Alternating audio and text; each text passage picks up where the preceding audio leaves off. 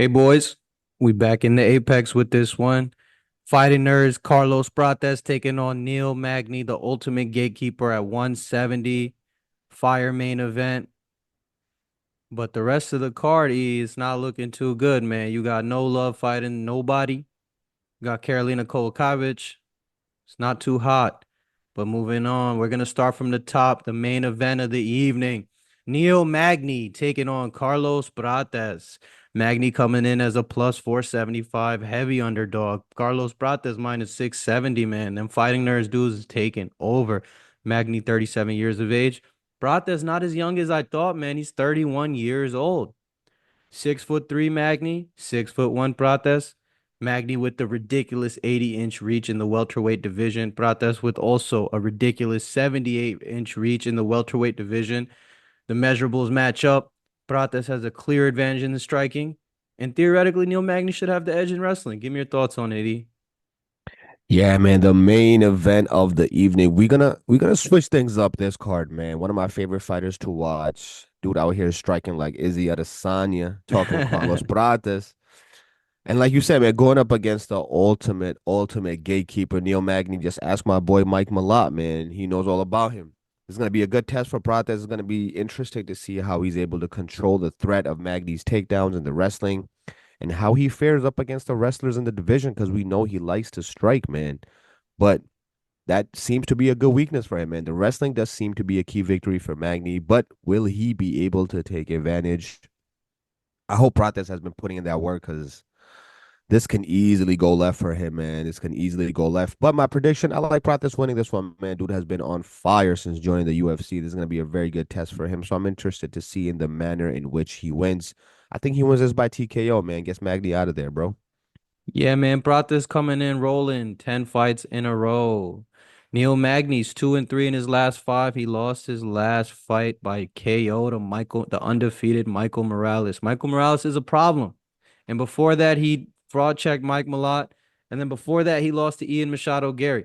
Neil Magny fights nothing but the future, the Dana White privileged guys. All the guys that Dana White thinks could bring in a certain market and maybe be a champion and be a star. Neil Magny got to fight those guys.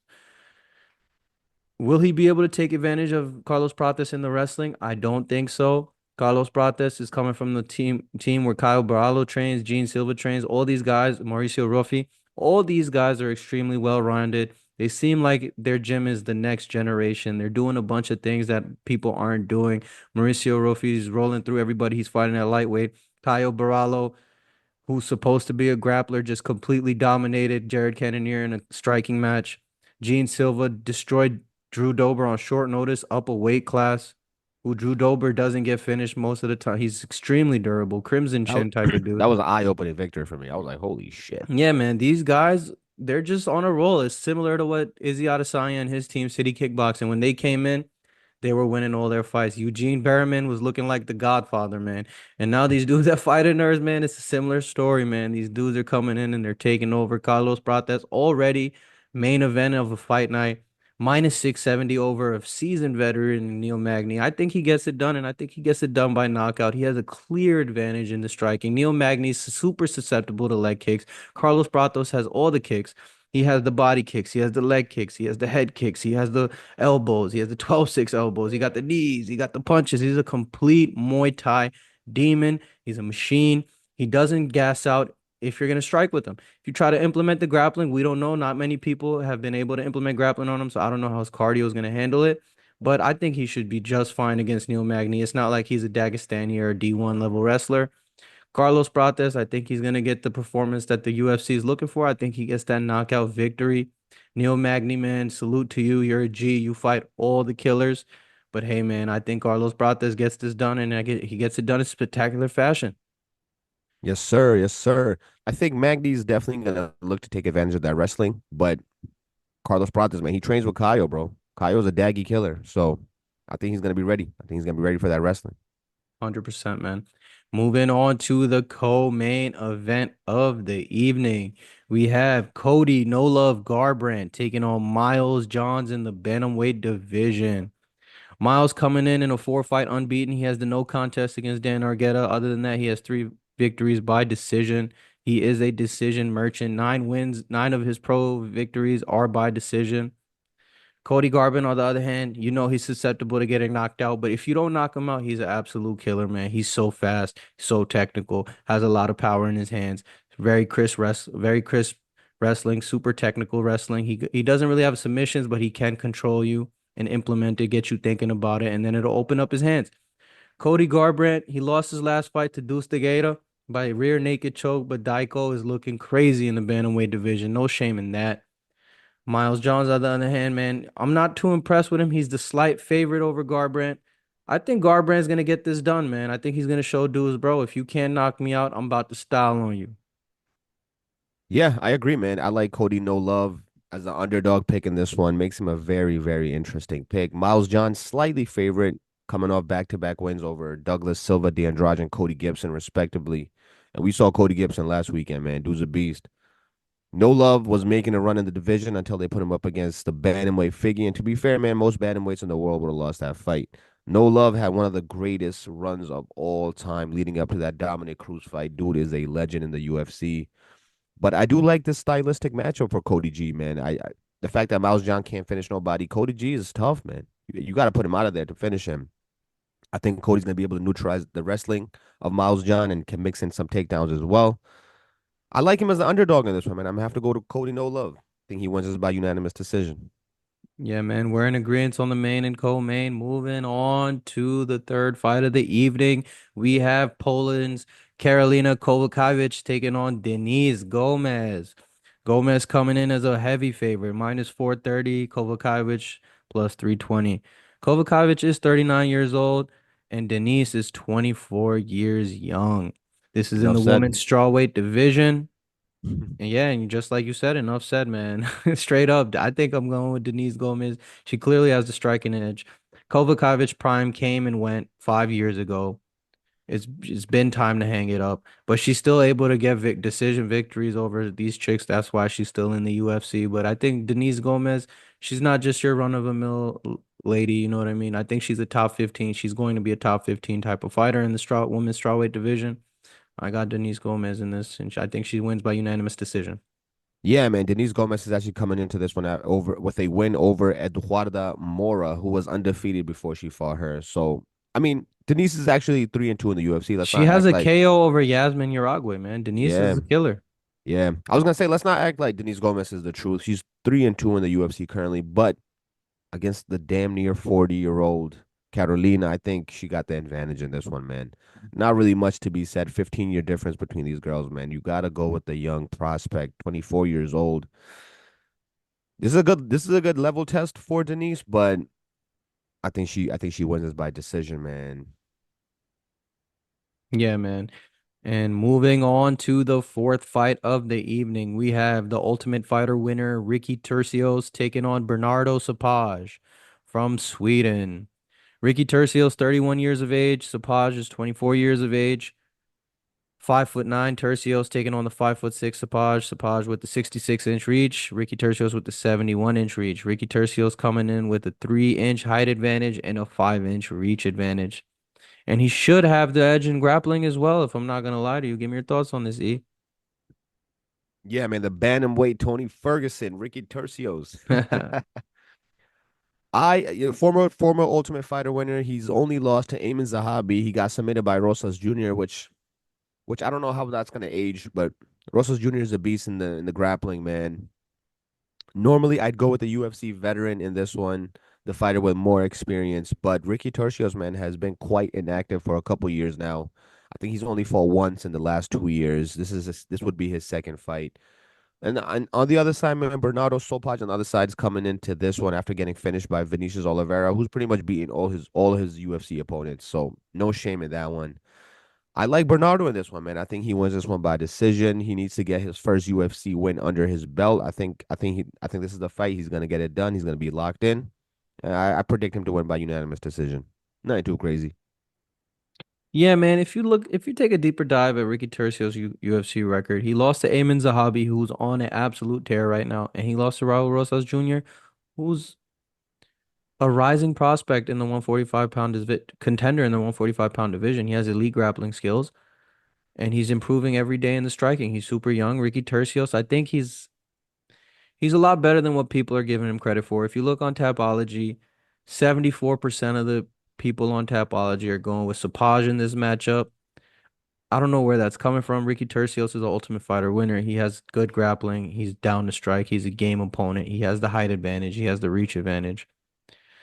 I might have to go with the upset in this one. I think Ricky Turcios gets this done by decision, man. I don't see what everyone else is seeing. Sopaj is coming in with good striking, and he is 24 years of age, but I think he's a little too green for someone like Ricky Turcios right now, man. Especially coming off a knockout loss to someone like Vinicius Oliveira. I'm going with Turcios, baby. And on, we have my boy Gerald Mearshart taking on one championship champion, light heavyweight champion and middleweight champion. Reiner de Ritter taking on GM3.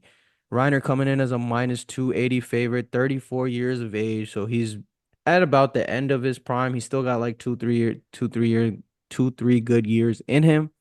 Gerald Mearshart, on the other hand, is 36, nearly 37. Gerald is 6'1", Reiner de Ritter 6'4". Gerald coming with the 77.5-inch reach. Reiner with the 79-inch reach.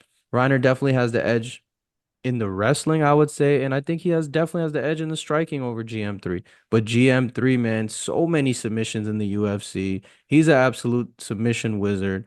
Very dangerous if you let him snatch up a guillotine or anything, or a rear naked choke, anything on the ground, to be honest with you. Gerald Mearshart, very underrated jiu-jitsu. I'm going with Reiner de Ritter in this. I'm gonna trust it. He has two losses recently, but you have to look at who he lost to. He lost to Anatoly Malikin, who is the first MMA fighter to ever be a triple champion. He won the 185-pound title and one championship. He won the 205-pound title and one championship, and he won the heavyweight title and one championship. Anatoly's an absolute savage. Reiner de Ritter is also a double champion in his own right. So I'm very hyped to see what he can do in the UFC, and I'm definitely picking him over GM3. But it is a good test to see where Reiner de Ritter's level is at. Man, every time I see GM3, bro, I just see that Hamza Chimaev in that belt. Unfortunately. But to be fair, man, they do keep feeding this guy to the wolves, and he keeps taking them, man. He keeps accepting these fight at BMF in his own right. I can see why you're such a big fan.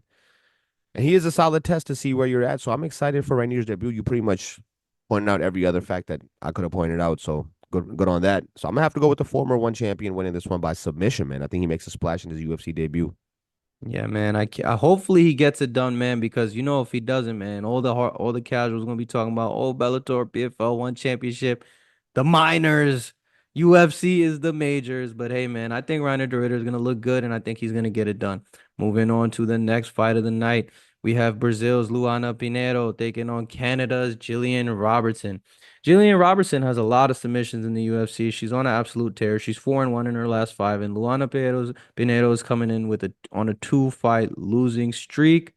She's the plus 200 underdog. Gillian Robertson coming in at minus 265. Both are Luana's almost 31. Gillian is 29 years of age. 5'4" versus 5'5" Gillian. 62-inch reach versus 63-inch reach for Gillian Robertson. Gillian Robertson definitely has the edge in the grappling. I would say Luana definitely has the edge in the striking.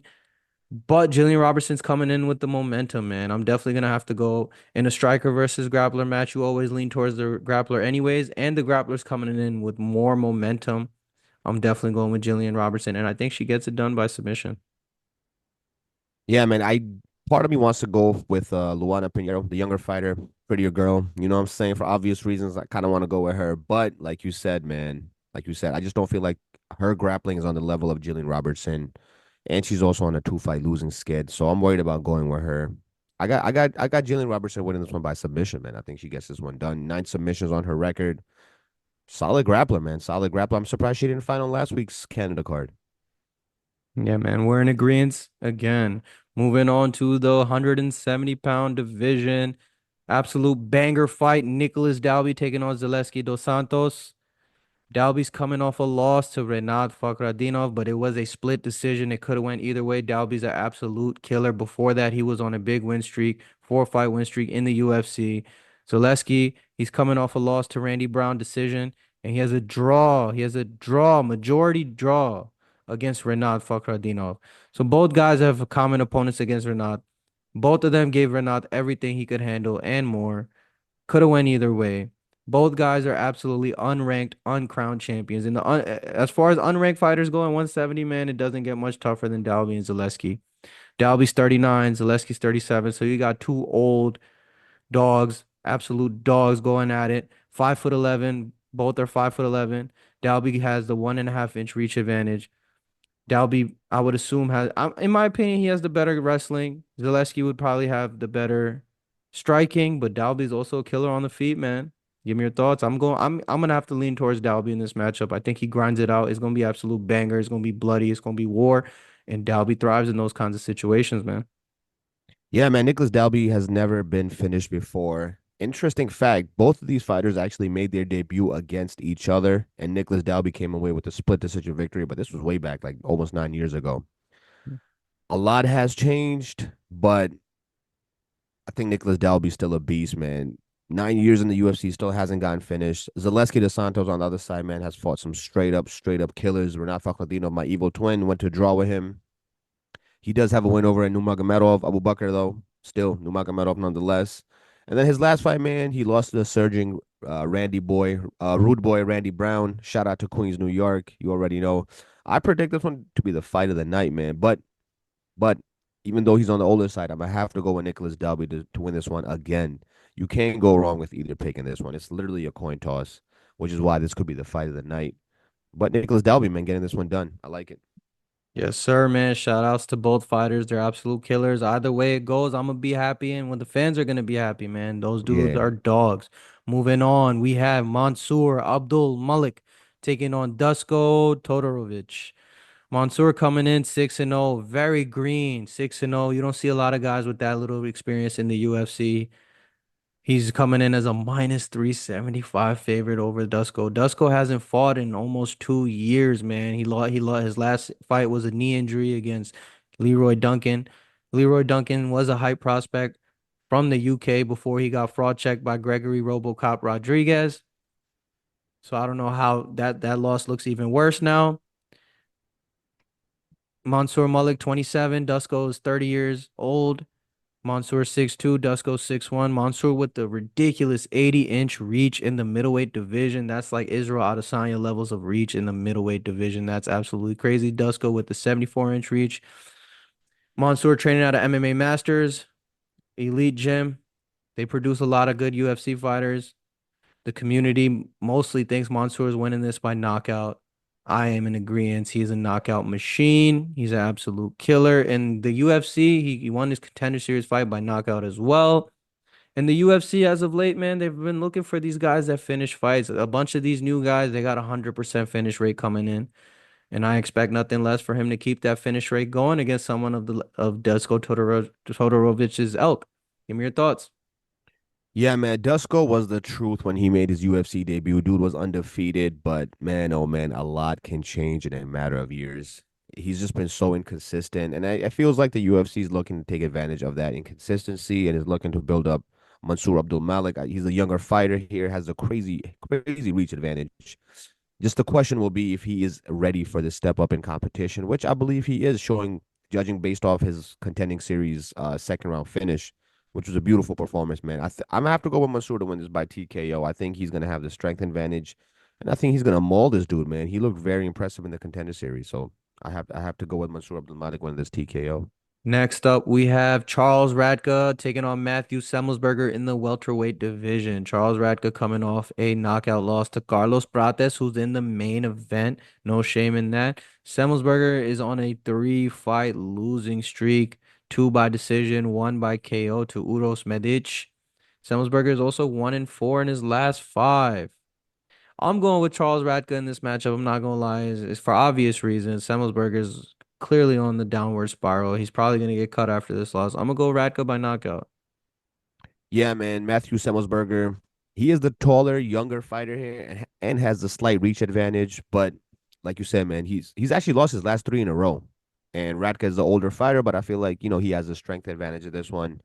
And like you said, man, that Carlos Prates finish, man, that knee up the middle, the way he finished him with that body shot was just a thing of beauty. I'm gonna have to go with the older Radka to win this one by decision, man. Not much to be said. Yeah, man, we're in agreement. Moving on to the bantamweight division, we have Cody Stamann coming off a loss to Taylor Lapilus, taking on Damon Blackshear, who's coming off two straight losses, one to Montel Jackson by KO and one to Mario Bautista.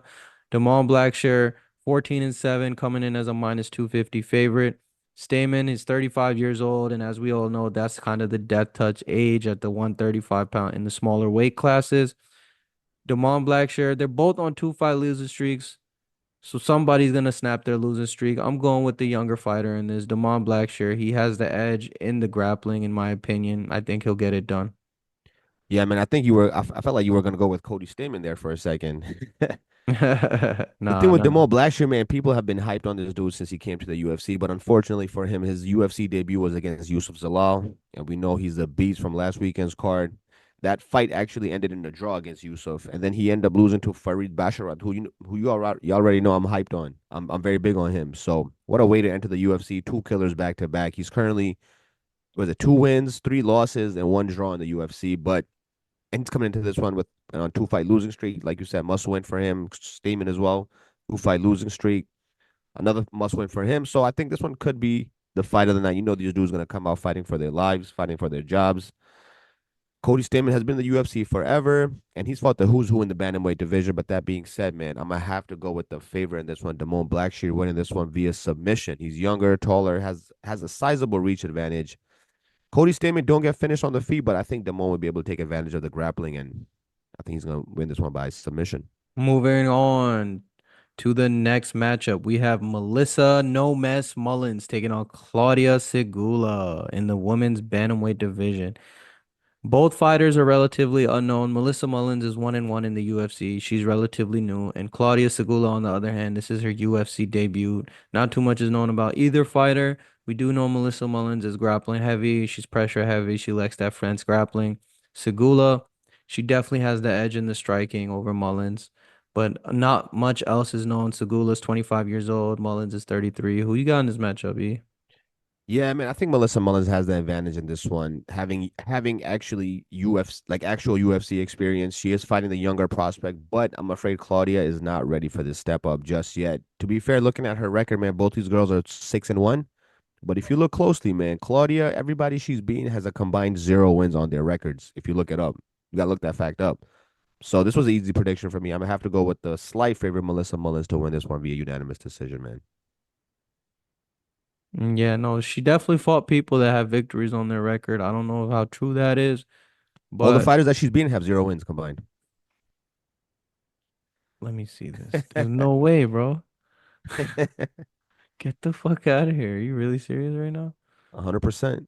Oh my goodness, man. Nah, on Tapology is showing that the fighters that she's beaten have wins.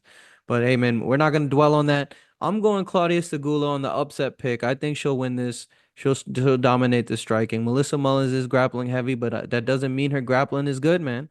She doesn't really secure too many takedowns. It's very sloppy. I'm going Segula. She's the cleaner striker. I don't know too much about her takedown defense. I don't know too much about Segula in general, but I do know she's a machine on the feet.